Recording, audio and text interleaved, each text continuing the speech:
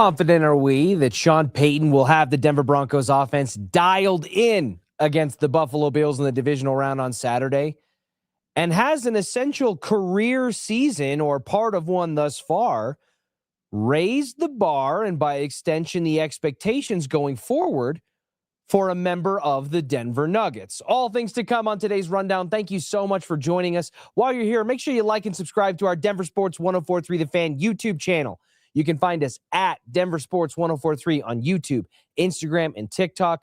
Go click that subscribe button, because I promise you, once you visit that page, you are going to find a vault of content: radio, digital, short form, long form, Broncos, Nuggets, Avs.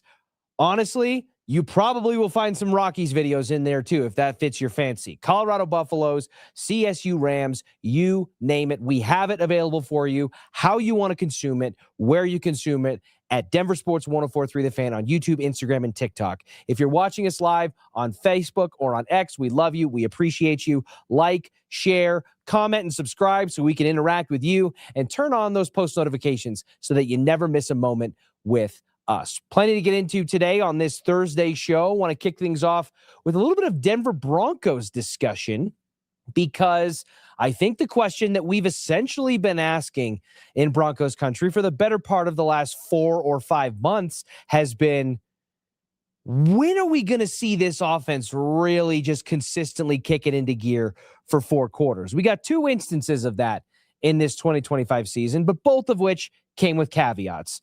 The first was a primetime showdown against the Cincinnati Bengals, who didn't have Joe Burrow. The Jake Browning-led offense was certainly less than desirable, but the Broncos turned that into one of their 2 blowout wins of the season.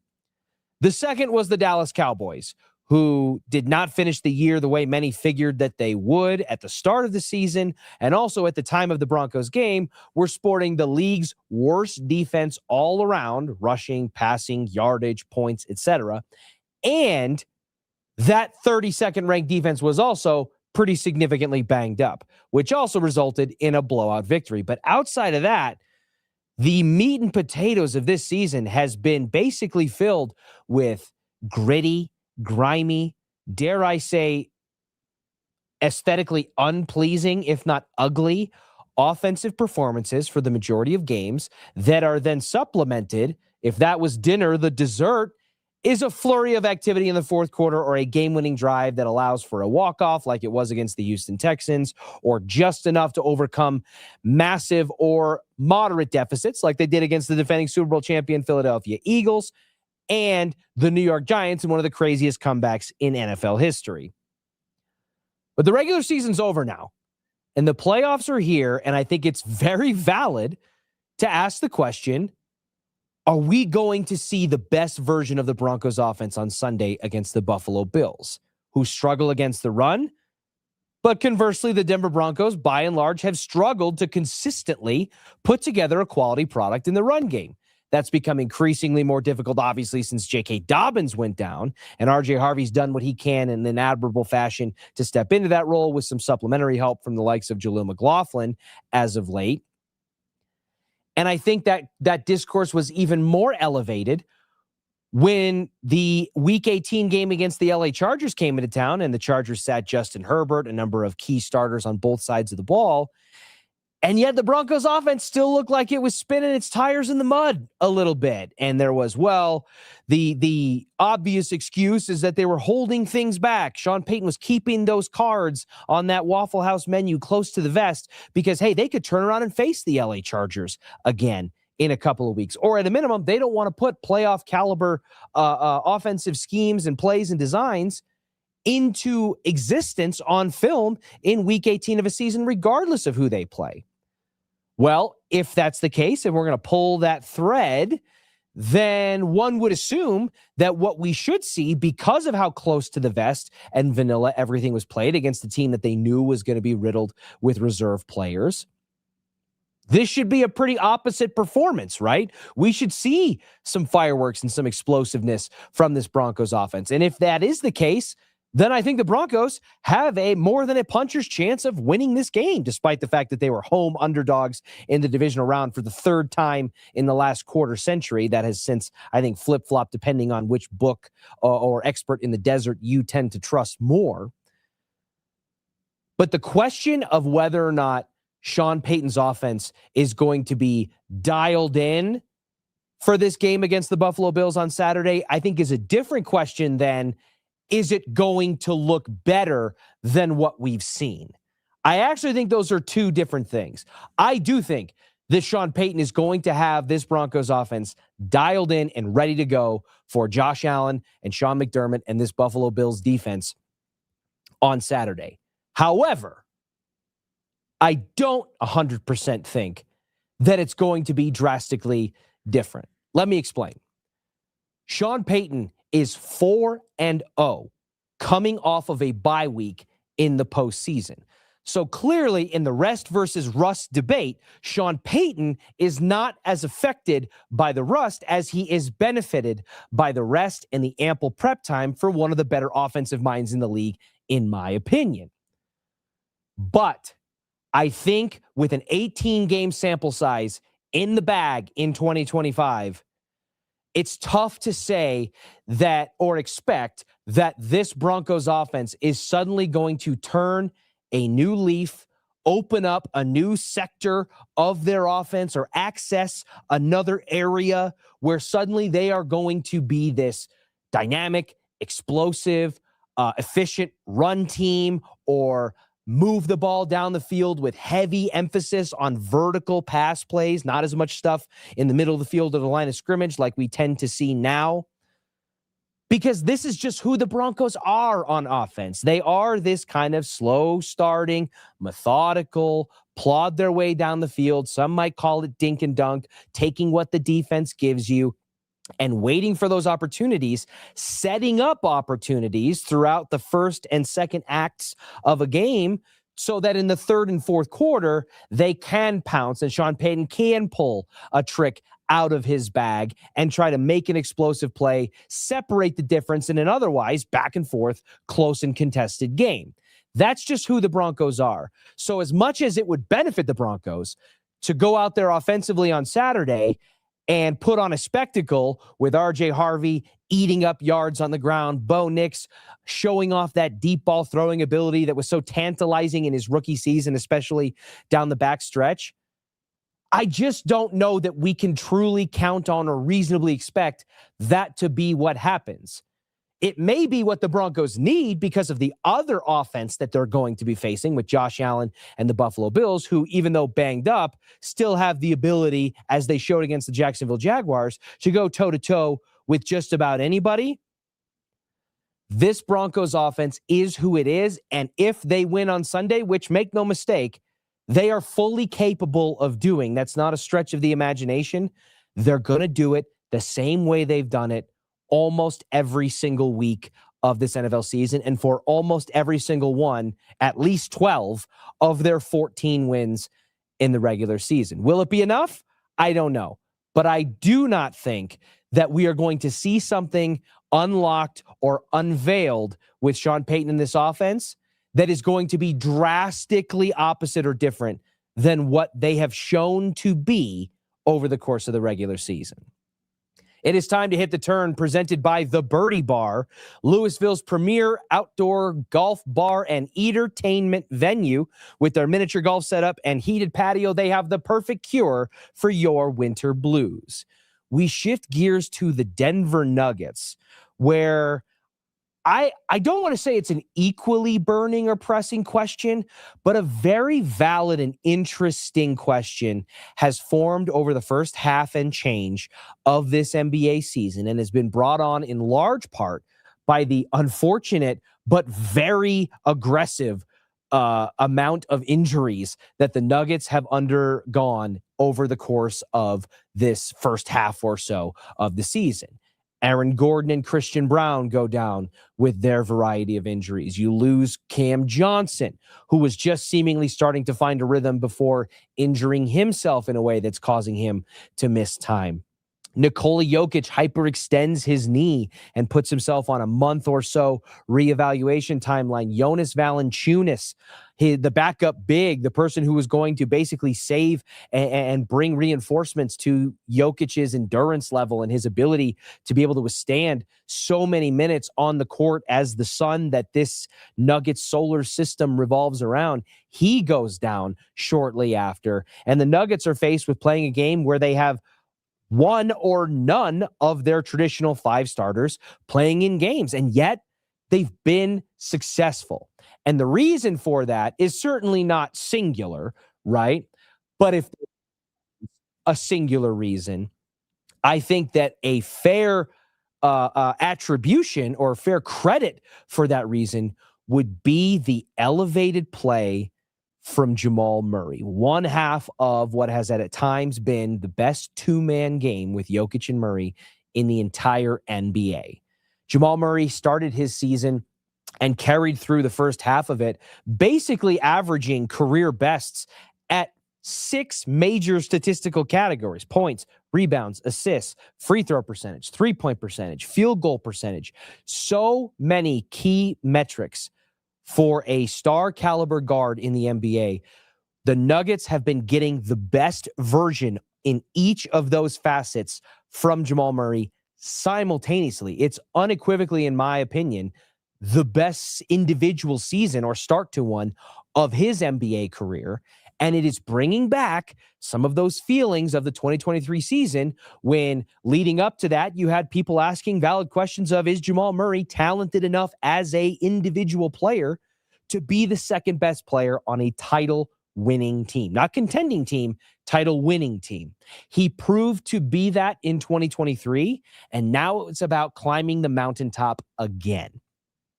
And with the Jamal Murray we've seen thus far, all of that, in my opinion, seems to be back firmly in play, which brings up an interesting question. Has the elevated play from Jamal Murray in the start and continuation of this 2025 season officially raised the bar and elevated the standard / expectation that the Nuggets, that what Nuggets Nation, and that what his fellow teammates can expect from him and should expect from him on a night-to-night basis? Is this version of Jamal Murray in 2025, which in my opinion is unequivocally the best version of Jamal that we have seen in his NBA career, is this the new standard? Not necessarily saying he has to average 30-plus points per game and be career bests across the board in those 6 major categories that I mentioned earlier. But the hallmark of Jamal Murray's game has been that he is, on one hand, a player that when he is in his bag and when he is on his game, he is one of the most exciting, exhilarating, and talented basketball players on a court and the most fun to watch. Frankly, there's very few like it. But it's not consistent. And that's where the other hand comes in, because you start to create this disparity between the two versions.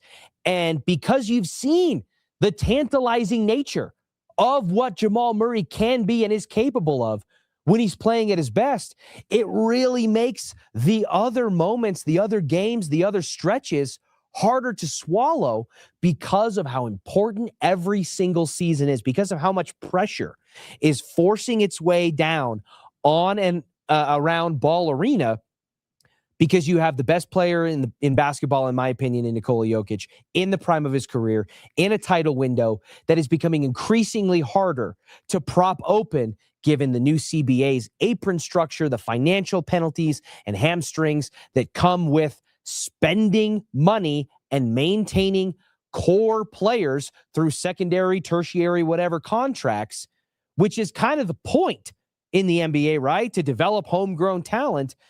This CBA, in a weird backwards way, kind of punishes that, which means that those windows, at a minimum, become harder to keep open, and in many cases, become significantly shorter durations of time. So for the Nuggets, it's all in every single year. And there really hasn't been a more all-in year than this first year with co-executive VPs Ben Tenzer and Jonathan Wallace, who not only pushed all their chips into the center of the table, but loudly proclaimed the need and the sense of urgency to do so by bringing in veteran and championship caliber depth around this core of players, starting with shipping out MPJ for Cam Johnson, bringing in Valanciunas, bringing in Tim Hardaway Jr., who's one of my sneaky favorite, and I think is going to be one of the more underrated signings of this season, regardless of how far it goes into the postseason. Bringing back Bruce Brown, a key member and a fan favorite, certainly, of that championship team, and then continuing to rely on Christian Brown to elevate his game into what it has been and what earned him that contract extension. Continuing to rely on Aaron Gordon to be the hard hat and the lunch pail. And then also, fortuitously, getting performances from Spencer Jones and Peyton Watson, and even development from the likes of Jalen Pickett, to the point where Julian Strawther, who a handful of seasons ago felt like he was going to be kind of in that next man up, heir apparent type of guy to break into the rotation, is suffering for minutes.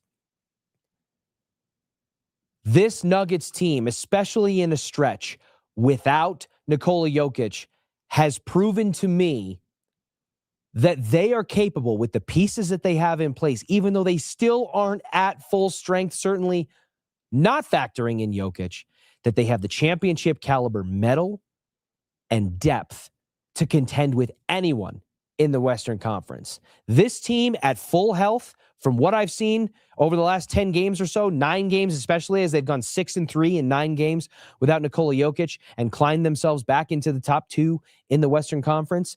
This team at full health in a postseason series that lasts 7 games can absolutely beat the Oklahoma City Thunder, as unbelievable as they are. Can absolutely continue to fend off the impending tidal wave that is Victor Wembanyama and the San Antonio Spurs.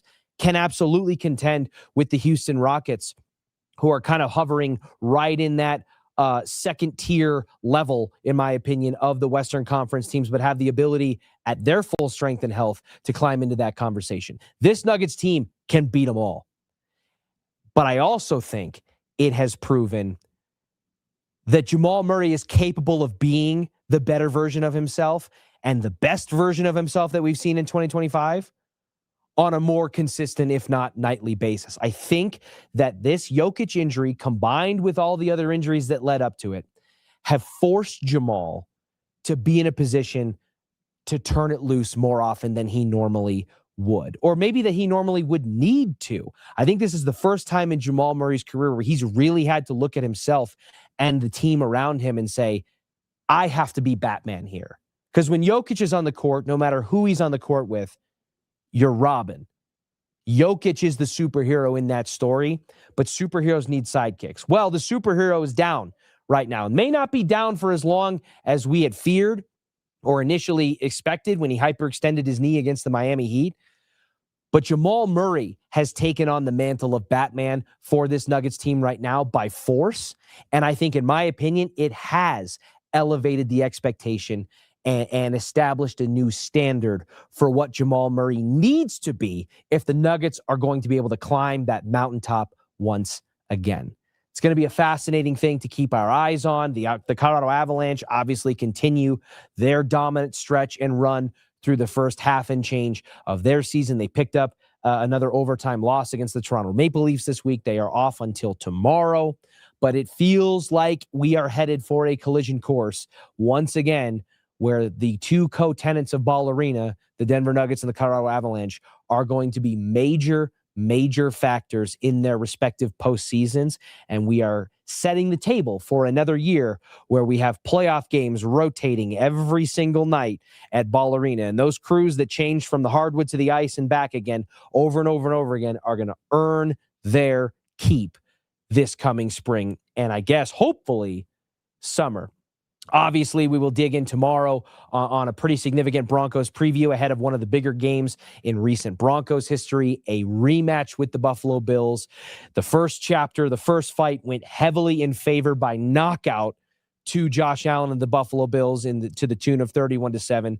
But things feel different this time around. Last year, this Broncos team was almost just kind of happy to be there, lucky to be there. No one expected them to be there, and they caught a lot of breaks along the way. This time around, they're the top dogs. They are the top seed in the American Football Conference. They did so and earned that mantle by winning 14 games in 17 tries. And the expectation is on them to fend off the plucky 6 seed Buffalo Bills and Josh Allen, who have shown signs of mortality at a higher rate this season than they have in several of their previous seasons, especially on the defensive side of the ball. And now it just becomes, is Josh Allen Superman once again, as he was in the final minutes of that game against Jacksonville, and able to will his team forward another round in the postseason and break through the ceiling that he is currently about to reach, that has kind of been where his head has bumped for one reason or another as a member of the Buffalo Bills. Stay locked into Denver Sports 104.3 The Fan, 6A to 7P for all of your sports and entertainment news. And like I said at the beginning, you heard me say it before, you will hear me say it again. Like and subscribe to our Denver Sports 104.3 The Fan YouTube channel. You can find us at Denver Sports 104.3 on YouTube, Instagram, and TikTok. If you're watching us on X or on Facebook, we love you. We appreciate you. Like, comment, share, subscribe, drop us a follow, turn on those post notifications so that you never miss a moment with us. And guys, I'm telling you, if this is your game, if you are a sports media consumer, whether you're doom scrolling, whether you're looking for the latest news, information, headlines, etc., or if you're like me and you've just developed such an affinity for the wonderful media talent that we have here in this market, the former players and the experts and the reporters that we have been blessed with here in our market, there is so much content available for you on our YouTube page, right at your fingertips, 24 hours a day, 7 days a week. You got 1 minute, you got 8 minutes, you got 25 minutes, whether it's Orange and Blue Today, The Rundown, The Nosebleeds with Joey Gunner, you've got Mile High Hoops, Mile High Hockey, all of our radio shows. There is so much content available for you. All you have to do to access it is go to at Denver Sports 104.3 on YouTube, click that subscribe button, and you're set. Have a great rest of your Thursday afternoon. We will catch you tomorrow at noon for the next Rundown. I do what I love what I do. Second nature to put in the work.